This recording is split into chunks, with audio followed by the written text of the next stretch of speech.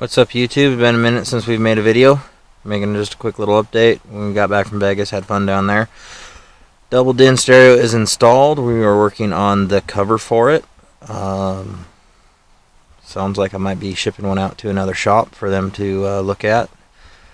They also did the double din conversion. They weren't happy with the kit they used. Hopefully my kit will work better. Been working on the bumper also. It is coming along. It's not 100%.